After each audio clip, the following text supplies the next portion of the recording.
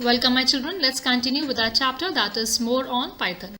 For today your learnings will be precedence of operator, comments in Python, types of control structures. So let's begin with the first topic that is precedence of operator. Now it refers to the order of priority in which the operators are evaluated in an expression. So in case when more than one operators is to be used while evaluating an expression, the Python interpreter decides at the runtime that which operator should be evaluated first. Now this decision is based totally on the precedence of operator and the associative of the operators. Let's understand now what is associativity of an operator. Now it determines the direction of operators from which side, either left to right or right to left, the expression should be resolved. So this is decided by the associativity of the operator. Okay, moving further, next topic is comments in Python. Now why do we use comments? Comments are the statements that are added to a program with the purpose of making the code easier to understand. Now there are two types of comments. The first is single line comments. Now the single line comments are created by beginning a line with the hash character and it is terminated at the end of the line. This is your single line comment. This is only used when you are writing a single line. But the next is multi-line comments. Now here when you have more details with you and which may exceed one line. So at that time we are using this multi-line comments and it has been used by adding a delimiter.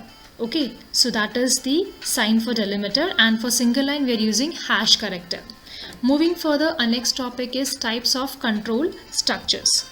Now here we have three types of control structures. The very first is sequential statements. Sequential statements, what happens? A statement in a program are executed in a sequential manner, in a proper sequential manner, where one statement is followed by the other with no possibility of branching off to another action. Our next statement is conditional statements. Now here what happens? If a conditional statement is true, then one set of statements is executed. Otherwise, the other set of statement is executed. This is a conditional statement. Condition statement is true, then one part is executed. If it is not, then simultaneously the other statement is executed. The third part is iterative statements. Now here these statements repeat a set of statements for a specific number of time as long as the given condition is true. Till a particular condition is true, the set of statements will keep on repeating. Suppose we are saying that this particular statement has to repeat for 4 times, so it will keep on repeating for the 4 times.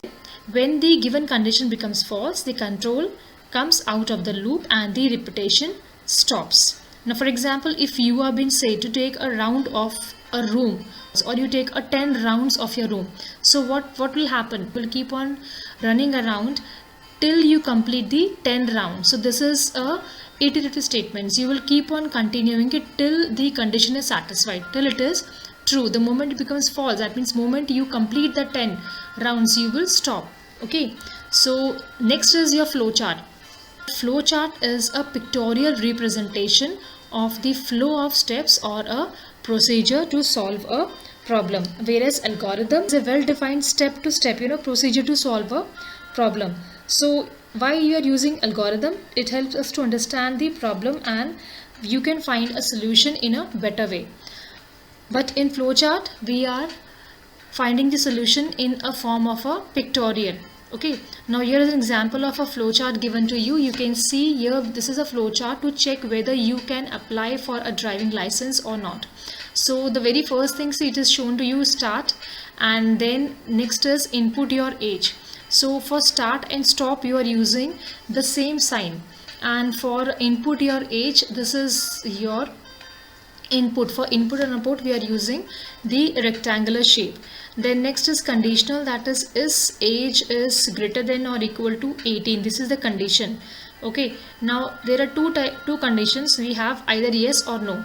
If no, if your age is not more than 18, then what will happen? Then the output will be you are not eligible to apply for a driving license. And in case it is yes, your age is more than 18, then what is it given to you? You are eligible to apply for a driving license. This is the output. So this is the output given to you, and then after that at the end the program has to stop. So we are using a stop. So start and stop sign are same.